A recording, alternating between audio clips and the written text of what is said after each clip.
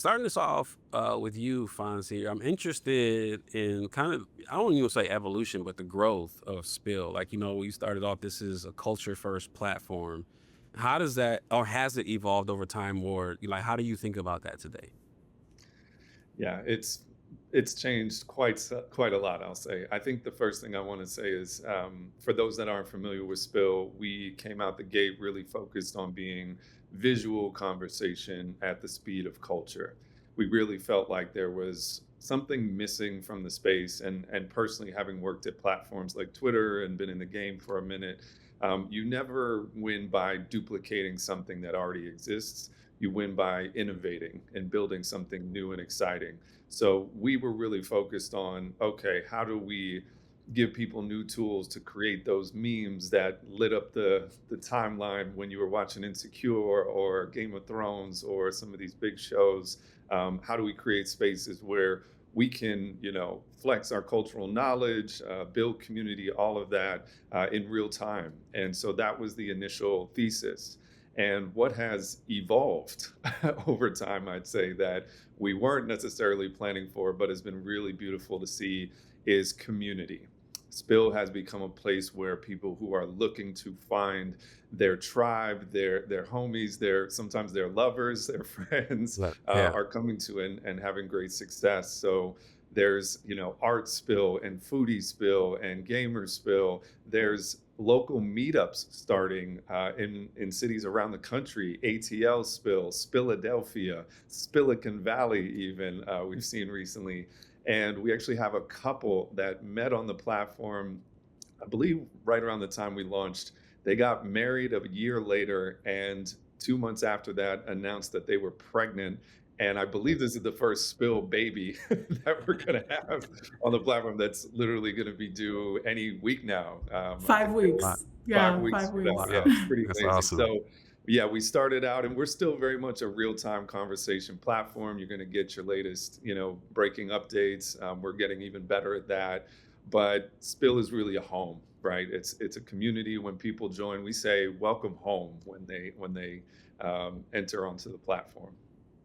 Can you, Fonz spoke on this a little bit, but like when you watch, when you make assumptions when you build something that people will use something a certain way, and then you put it in the hands of the wild and they do things that you might not have anticipated. Like, are there things that when you were in those early days thought they were going to do it some way other than like community, like, which is great that Fonz talked about?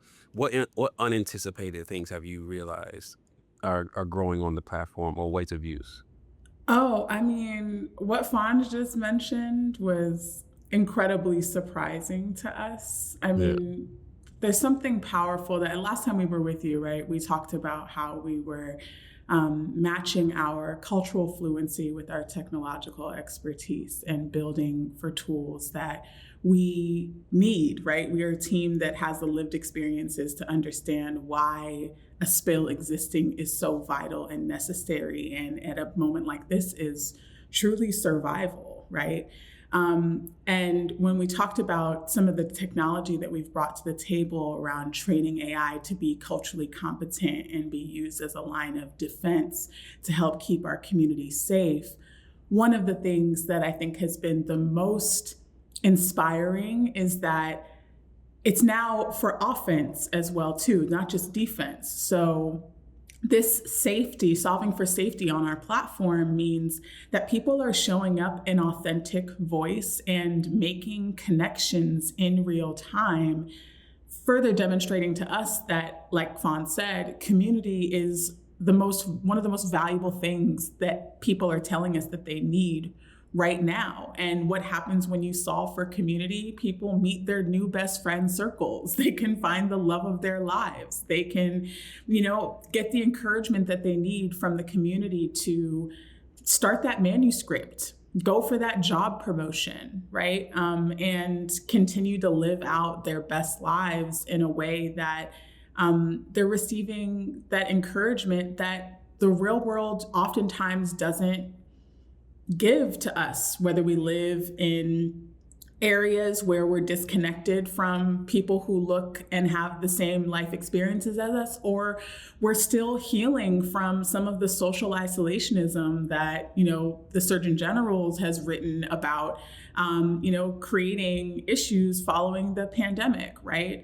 So I think that has been some of the most encouraging and affirming for us, not necessarily surprising, but reaffirming for us why our thesis aligns.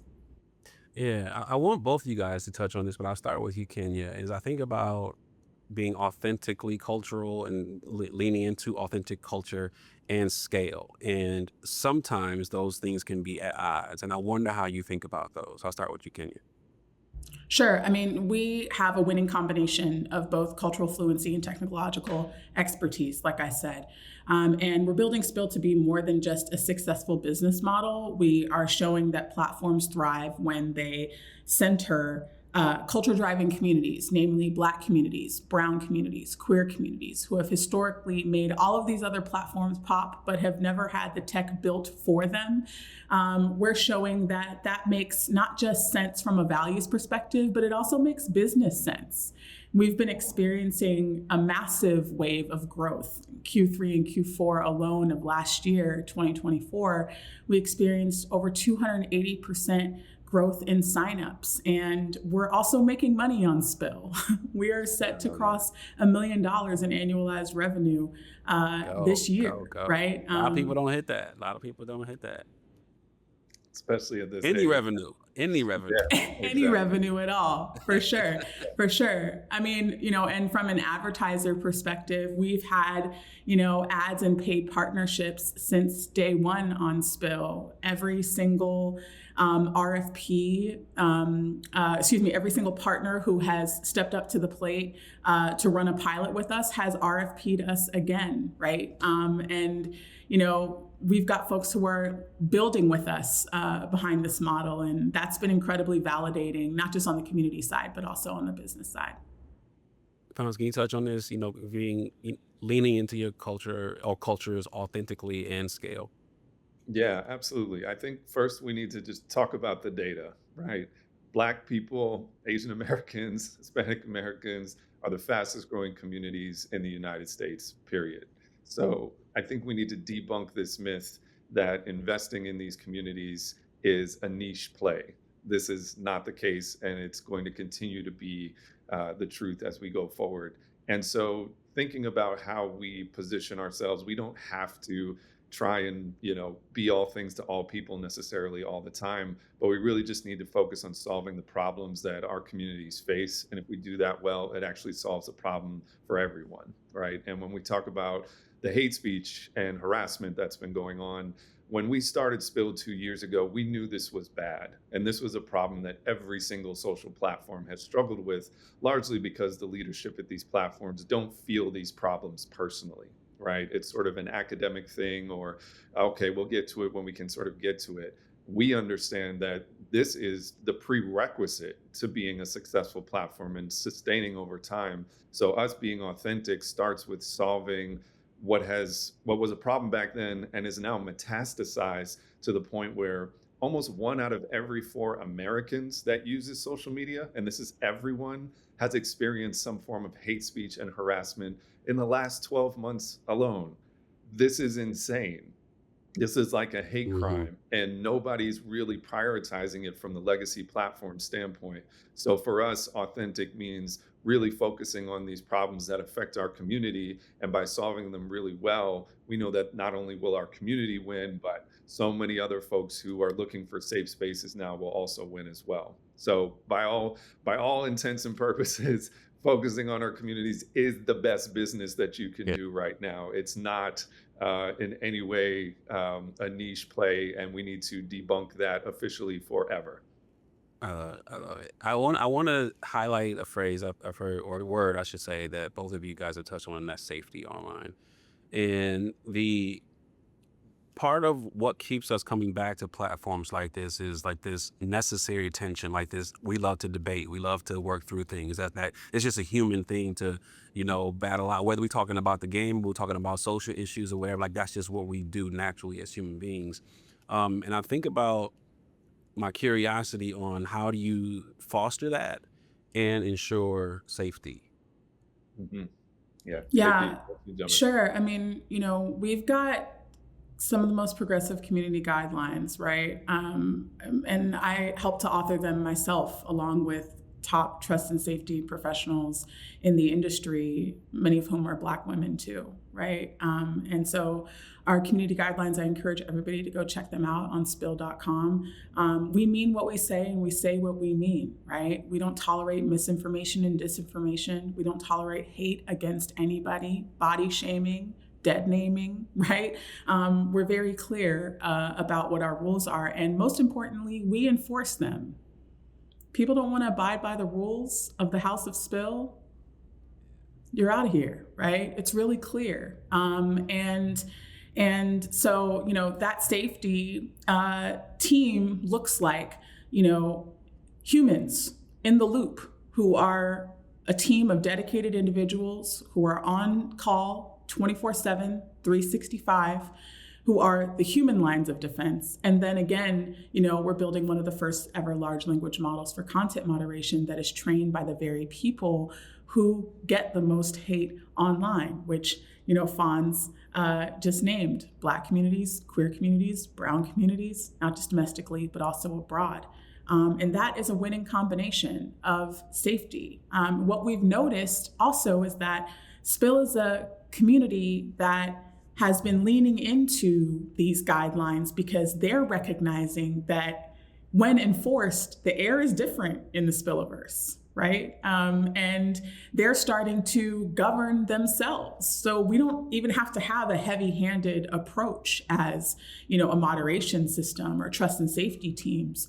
The community has come in and leaned into some of the product features that we have, like, a tag that we have that's available in Compose that people can add, an NSFW filter on, right? The community has said, hey, when you're talking about triggering posts, we would love for you to use that so that we can be kind as people scroll so that we don't trigger each other. That's community-led innovation with products that we've put forward. They're telling us how they want to engage with each other, and that's been amazing.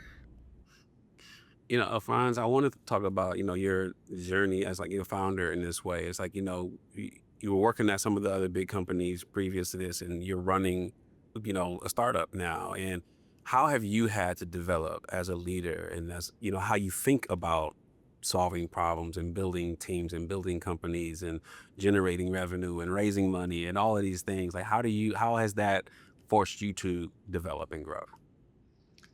There's a whole podcast series that I will talk to you about once we have the time. But I like to talk about probably the things that are most relevant to our audiences, especially your audience, will, because everybody's builders, right? That's what Yeah. AFROTECH is about. That's what Blavity's been about. And I actually benefited tremendously from that community in thinking about starting Spill in the beginning. So for those that don't know, I led social media at Twitter for 3.5 years, right up until the acquisition by Elon Musk in November of 2022. I was part of a wave of layoffs, which I know a lot of people are dealing with right now, unfortunately. And two things came clear to me at that moment. The first was I need to do everything I can to support my teammates, my fellow colleagues. This is tough, right? Anytime layoffs are happening. But the second was that it's time to build. And for me, particularly at that time, starting as a non-technical founder, that was a pretty daunting challenge. And I think that mindset of just determination that no matter what, I'm going to figure out a way to make something. If I don't raise $1, if I got to do whatever, like everything starts, I think, from that particular mindset. And that what's magnetized, I think, the type of energy that we've been able to build around Spill, from my co-founder to building really great relationships with some of our early investors. It really starts with that courage. We can't wait for other people to tell us it's time or to give us permission. We got to take it. And especially now in these environments, that's the mindset that I think is the only way we're going to move forward. Now, the reality of raising money especially venture capital as a Black founder, is pretty daunting as well, right? We raise less than 1% of all venture capital every year. And I think, unfortunately, it's been going down, right? I think it was like 1.5, and now it's 1 over the last couple of years. So we really need to think creatively about how we, source talent, how we hire people, and where we get this capital from. So we've been really lucky to have venture partners come to the table pretty early. From the time I was laid off, I was able to raise about 2.75 million within 3 months of being laid off. And that is not a typical story, right? So we understand that we are blessed and, need to take this opportunity and maximize it. But at the same time, we really wanted to do innovative things, being an innovative company, not just from a product standpoint, but also from our business model. And from the moment we launched Spill in the summer of 23, we had people asking us, users, community members, hey, how can I invest? Which is kind of crazy to think about, that people would want to invest in something at this stage. But actually, it was pretty revolutionary when we really stepped back and looked at the opportunity. And, typically our communities don't get access to early stage technological companies that are on a fast growth trajectory. And in 2012, there was a new law that was passed, the Jobs Act, which basically said that, prior to this, literally it was illegal to invest in early stage companies if you didn't make a certain amount of money. You literally had to have, I think, north of $1 million in personal net worth and all this kind of stuff. And so after that, these crowdfunding platforms started emerging. And I think even now it's still misunderstood what the opportunity is there. But we felt like, hey, what if we could take the best of what's happening on venture and empower our community, especially because it's a community-driven product, to be able to participate in our success as well. So just a couple of days ago, we launched our Own the Conversation campaign, where after a year of talking to our partners, our venture team and everything, people can now invest in Spill with as little as $250 and participate in that success. Not just from using the platform, but also as we continue to grow and win, you guys get to, not just, have the conversation or join the conversation, but own it too. And we think that's really exciting. Kenya, what qualities, as you get higher and higher levels of leadership in your career and in your personal journey, what qualities have you had to develop to be able to do what you're doing now? It's a great Things that didn't come question. natural to you.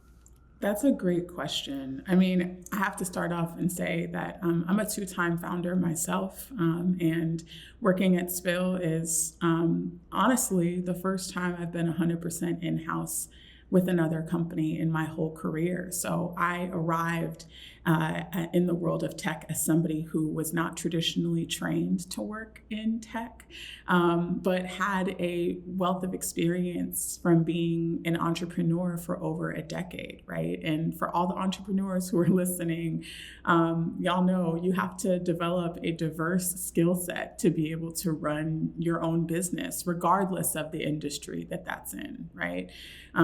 I started off at Spill 2 years ago. I just celebrated my Spilliversary. I say that with pride. I started off with Spill 2 years ago as the Global Vice President for Community and Partnerships, where I was responsible for owning and executing Spill's audience development strategy, developing partnerships and activations with media and brands. That was a dream come true. I could have never thought that I'd work in tech, nor did I realize how transferable my skill set was coming in from working in electoral politics, being a big advocate for civic engagement, and now fundraising. Now I stepped into the role at the top of this year as Chief Growth Officer, a title I could have never known. And I believe, in consumer social, and one of few, if not the only, Black woman to hold that title. So I carry that heavily, and I'm now responsible for optimizing our complete user journey.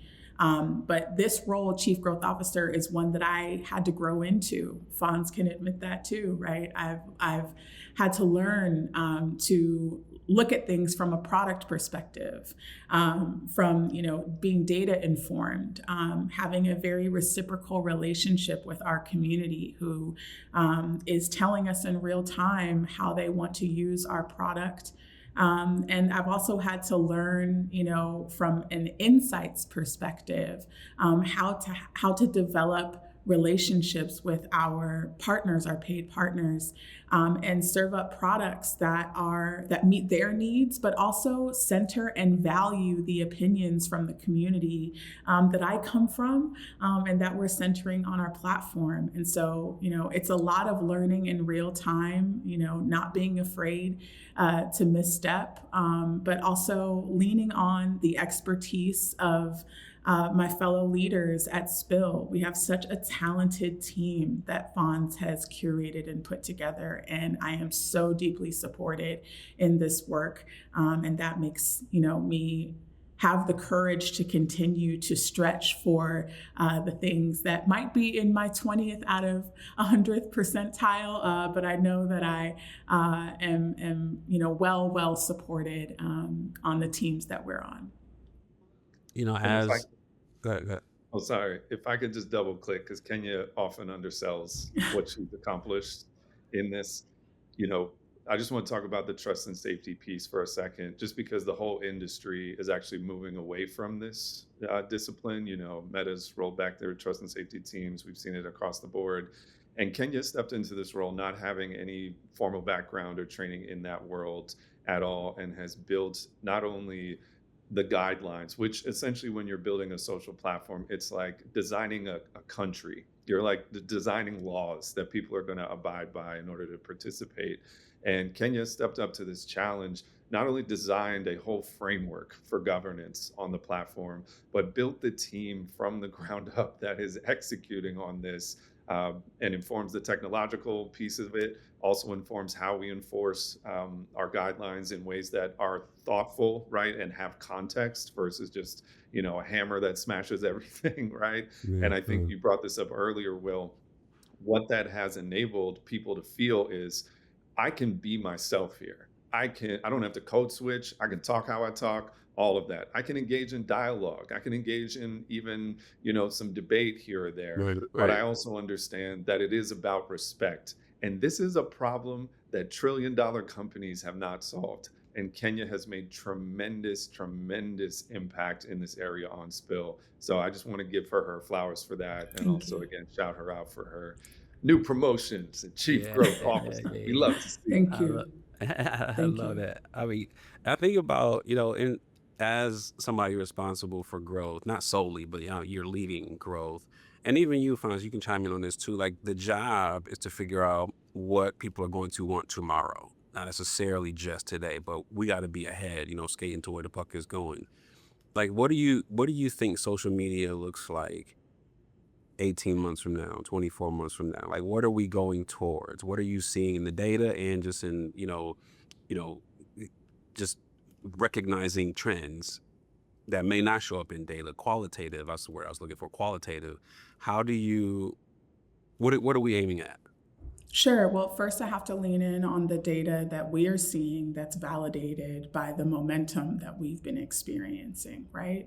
So people are flocking to Spill and have been. I shared with you that we had an over 280% increase in user signups. The money that we're pacing to make, right? We're crossing over $1 million in annualized revenue coming up. But that is all around, again, people wanting and needing a product to help them find and connect with more people who think like them, who, acknowledge and affirm their identities at all of their intersections, and who make them feel safe at a time like this, right? And a place where you can learn and grow in an environment that isn't just about being around people who think and look like you, but where can I grow as an individual? Where can I be challenged in ways that foster my own growth, right? And all of that is happening at Spill. And again, I think the momentum that we're experiencing validates that. Before I hand it off to Fonz, I'll say that, a lot of the products that we are coming out with are emblematic of our visions for what we hope social to be. We're really building that in real time. Fawn, do you want to share some of that? Absolutely.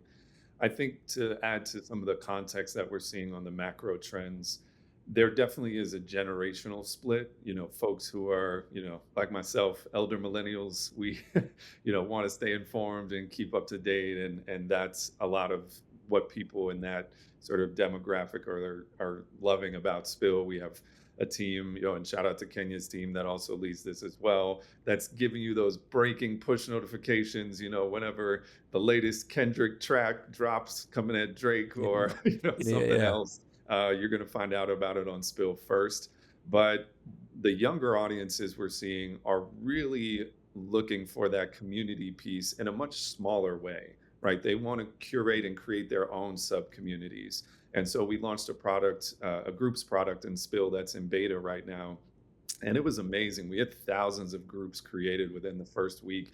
And when you look at it, it's just this beautiful cornucopia of just all types of interests, from, one of my favorite groups is Pot It Like It's Hot, that has, for all the plant zaddies and daddies there, everybody's just showing off I'm a member.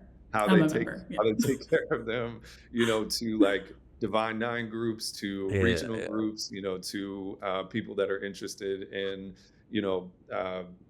legal connecting with other people with legal backgrounds, or doctors or teachers or things like that. We have Spill University, people actually teaching courses on Spill as one of those examples. So I think that trend is going to continue. People are going to look for places where they can not only create and curate these sub communities, but then start to monetize them over time as well. I think that, in a world where AI slop is going to take over a lot of these bigger platforms where people are just content farming constantly to try and get engagement, it's going to put a premium on actual human interaction. I think it's going to be like, wow, are there real people here? Can I actually make a real connection? And you don't need a ton of those. Like, you need really like 5 good friends in life to like feel really satisfied, but it's hard, right, to find that.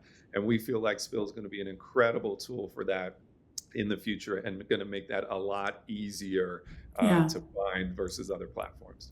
We've been focused on 3 main pillars in our development. That's culture, right? What Fawn said, serving up the hottest of what's happening, making sure what's breaking news and informs your experience in the world. Connection, like we've been saying, connecting you with, people who are of similar interests, helping you to grow and expand your networks in ways that are super meaningful. And commerce, right? Not just generating revenue on platform, but really leaning into what are the opportunities for our communities, which we know have the largest purchasing power, right? What are the opportunities there? And I think most recently, the trends that we're seeing around folks really wanting to be meaningful and intentional with where their dollars are spent are also influencing our perspective on what's possible and what we might want to consider doing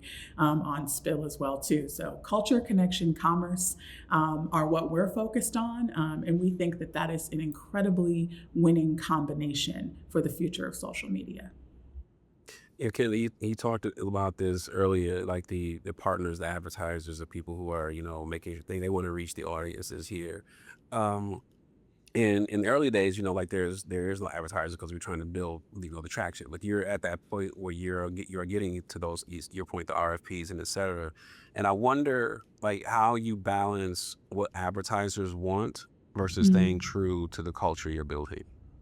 Yeah, that's a great question, and I appreciate it. And I have to just offer a slight correction and say that we had our first paid advertisers before we were even available for public download. Right? Yeah, that's a great correction. I love that one. I love that. I have to shout it out. Generally, let's say generally people don't have advertisers. Generally, people do not. Correct. Generally, people do not. But we did, and I just have to shout out our partners, right? At Horizon Media, right? Lionsgate was our first paid partner before we launched, right? And these are folks that recognized very clearly the value of our communities. And as we've continued to grow, and the communities have been very vocal about the types of products, offering insights into what they're into, and we've been able to editorialize and tell the story about how the community is blossoming on Spill. We've developed a really dope reciprocal relationship with these advertisers. And so oftentimes people will come to Spill and say, man, I'm just so glad that there's no ads here. They say it all the time, right? Yeah. And that's a direct response to us serving up content and making sure that partners come to the table with information and products and opportunities for the community that don't feel like they are selling, right? And we're very open and honest. Fonz and I do regular town halls in our Go Live feature on platform called Tea Parties. We just did one the other day. And somebody said in the chat they had been on platform for a year. And we're like, oh my goodness, just please keep it ad free. And we were like, well, we've had ads from the beginning, but they're served up in ways that are meaningful to y'all. And, I'm grateful for that. So I think continuing to be very clear about what works for us and have partners come to the table that trust us. We've built trust where, we have partners who are now coming up on their 4th or 5th paid campaign with us. They are building with Spill as Spill is building. And so there's a lot of learnings there. There's a lot of insights there. But again, we just appreciate partners who have come to the table to say, y'all know what's going to work here. You let us know, and let's see what happens. And those test and learn opportunities have developed into, partners evangelizing, fandoms on platform in organic ways, and being able to build on that success campaign over campaign. Fonz, I wanted to start with, I love to ask this question because I just find it interesting personally. Like, what's in your EDC, your everyday carry? Like, what are the things Fonz has to have, whether it be, and you can't say your phone because the people that's a gimme. You got to have your phone. But what are the things that Fonz got to keep nearby? Wow, I think we were joking about this before, but there's no sleep in this game. So I am heavy on the face mask under eye patches, so I do not look haggard. I don't bring no haggard face to your esteemed show. Will that's definitely getting heavy rotation these days. I'd say, I'm definitely an AirPods, stand. Got to have that on the move. And I usually carry a pair of Buddhist prayer beads. I've been practicing Buddhism for about 20 years, and that, especially in this environment, I've needed to stay grounded and connected to the higher powers more than ever with everything that's going on. So I'd say, aside from the phone and keys and some basic stuff, I keep a under eye patch so I don't look whack, and I keep some prayer beads so my spirit don't look whack either. Kenya, what's in your everyday carry, your EDC? Like, what are the things Kenya's got to have within arm's reach, like before you leave the house, before you leave the apartment? Yeah. So I travel a lot. I be on the road all the time. And so this is a good question for me. So one, you saw me just hold this up. I drink a ton of water. We got to stay hydrated. We got to care for ourselves. My favorite water cup is the Spill tumbler, shameless plug. Okay. Double insulated stainless steel. Fantastic. That's a cheap girl bottle right there. You see what I did there. Available at shop.spill.com. What else do I keep on me? I've had to really be really regimented about my mornings. And I've learned from Fonz in that way too. As an entrepreneur, I had developed a strong muscle for hustle all the time, right? And, I've had to be really clear with I start my mornings off with sound bowls now. I gotta make sure that I'm tuning myself to be receptive, and also to wash away some of yesterday if I wasn't able to before I passed out on my computer before I went to sleep. And then I've also loved diving into some of the products that I've learned from our Spill community. Like just before I got on this interview with you, to calm myself, I was coloring a page in a coloring book from an artist on Spill that I learned about, right? And that's just keeping some of those products around me that are infused and remind me the why of what I'm doing this work is incredibly affirming, because the minute that I walk out of my sacred space, right, I'm reminded about why we have to keep building. And some of those experiences aren't always the most positive. So I'm so grateful that we've built an ecosystem where we can continue to fuel up using the products that we are housing in Spill, that people come from the community to share with on platform, and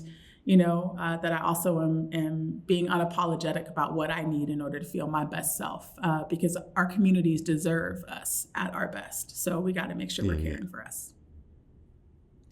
Final one goes to you, Fonz. I'm interested in your thoughts on what is something you or your team. I'm gonna let you pick this. What is something you or you have your team do that you believe more startups or founders individually should adopt? Great question. I'll pick one thing and try and sort of land this in a way that isn't super woo-woo. But one thing that we started this year that I think is really helpful is collective team visualization. We, as CEOs, as leaders, are really responsible for setting a clear vision that everybody can focus on, and then help empower everybody on our teams to have the resources, the focus, and everything to accomplish their part so that everybody wins. But if everybody doesn't have the same picture of success in their heads, or we don't really have a shared vision, then everybody's just kind of off on their own zone. And that's a big focus, especially for early stage companies in building culture. So I encourage founders to do some shared visualization with your team. Take 5 minutes. I'm sure you all have some sort of all hands meeting or whatever it is, and just put something up on the screen or the board and have everybody just sit and say nothing and just visualize, what does it feel like to be in that success? What does it smell like? What are the things that need to be true in order to get there? And really feel it viscerally, and then use that as the tone setter for the rest of your week. That we've started experimenting with, and I think it's really starting to shape our team culture in an exciting way. And I think also really builds trust with all the team members in a much deeper level, especially if you have teams like ours that are remote. It is really hard to build a culture remotely, especially as a startup. So having that shared time to just be like, what is our target? What are we after? And it's more than just numbers, like feel it. What does that success feel like in your body, in your hands? What's true? What's happening? What is that reality like? And then it becomes much easier, I think, to work backwards from there and go get it. And then you focus on the next one. So that'd be my reco.